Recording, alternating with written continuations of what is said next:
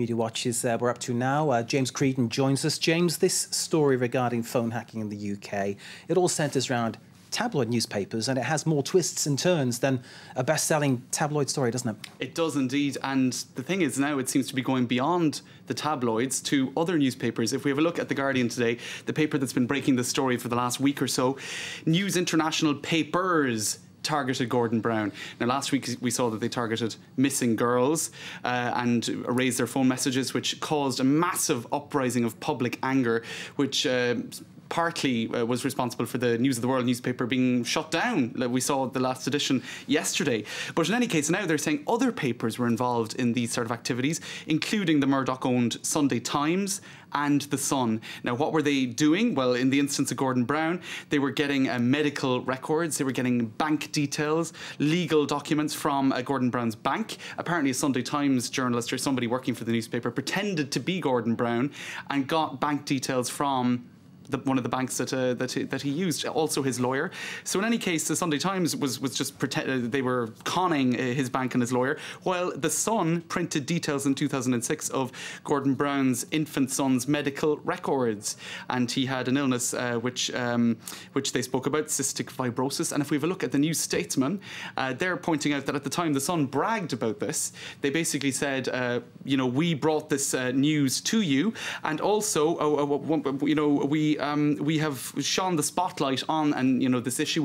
We have increased national understanding of cystic fibrosis in partnership with the Cystic Fibrosis Trust. So what they're saying here in the New Statesman is we'll probably be hearing a very contrite apology from the Sun in the next day or so. But don't forget, at the time they were bragging about this.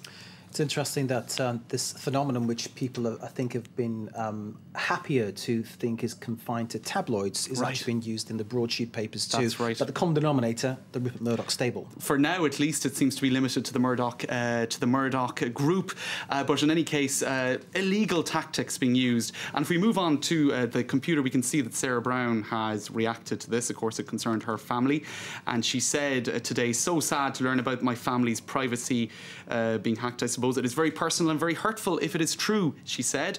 And interestingly, Alistair Campbell, there's a photo of him on his Twitter page, he reacted to. He was the Director of Communications for Tony Blair. So somebody who was involved, I suppose, in that very close, cosy relationship between the media and the powers that be, because Tony Blair was just as close to the Murdoch group as Cameron is. But he points out that Rebecca Brooks, who is still the head of News International, Murdoch's right-hand woman, that she was very close to Gordon Brown and Sarah Brown. He considered them best friends, in fact.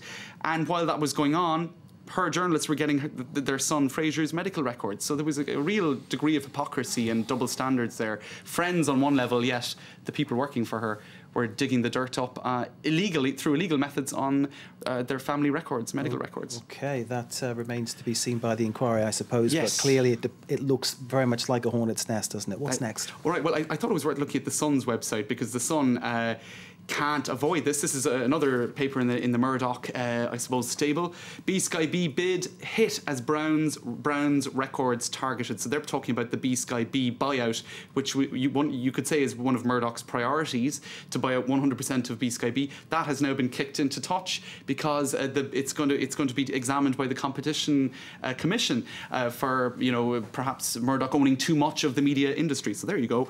That's the Times, and it goes on and on and on. We'll have a quick look at the New Statesman again. This is an interesting article about Ed Miliband. Now, his father, I wasn't aware of this until recently, was a Marxist economist by the name of Ralph Miliband. And he had a theory that if you have a capitalist society and a capitalist state, they sort of look out for each other. They're not going to, you know, what he said is his basic theory is a capitalist society is a capitalist state at its beck and call.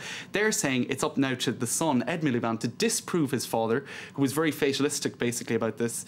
He said that you know, a state would never put the brakes on a company perhaps such as Murdoch's company. They're saying now it's up to the Parliament to show that democracy can put the brakes on capitalism, can regulate capitalism, and it's up to now Ed Miliband to heed the warning of his father, but to prove his fatalism wrong. So there you go. Lots of coverage in the paper still about this. And we're into the kind of analysis this week, because the events, I suppose, were so fast last week that you couldn't even analyse it. For now, but who knows, tomorrow might bring yet another twist in this tale. James, indeed. Thank you very much Thanks, indeed. Mark. James Creedon with Media Watch.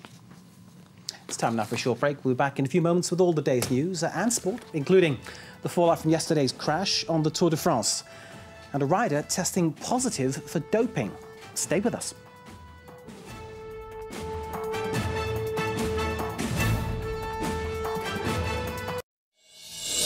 Live from our studio, a debate on the subject of the day with experts, newsmakers and observers. Political or economical affairs, questioning society. Join us for analysis and in-depth talk. The Debate, Monday to Thursday, 7 p.m. Paris time on France 24.